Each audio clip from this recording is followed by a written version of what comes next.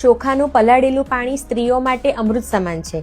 કેવી રીતે? ચલો જાણીએ. જેની માટે 25 ગ્રામ જેટલા ચોખાને 1 ગ્લાસ પાણીમાં પલાળી રાખો.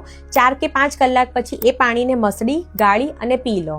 જે સ્ત્રીઓને માસિકની તકલીફ જેવી કે અનિયમિત માસિક, વધારે પડતું માસિક, શરીરનું ધોવાવું, માસિક વખતે કમરમાં દુખાવો રહેવો, એમાં અત્યંત લાભ થશે.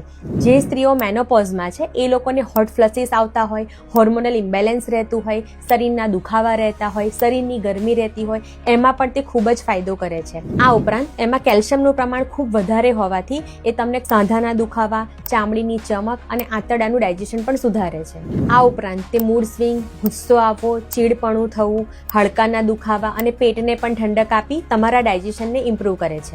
તો જો તમને આ માહિતી યુઝફુલ લાગી હોય તો તમારા ગ્રુપમાં અને ફેમિલીમાં દરેક સ્ત્રીઓ સાથે શેર કરજો અને તમારે આગળ શાના વિશે જાણવું છે અમને કમેન્ટ કરીને જણાવજો.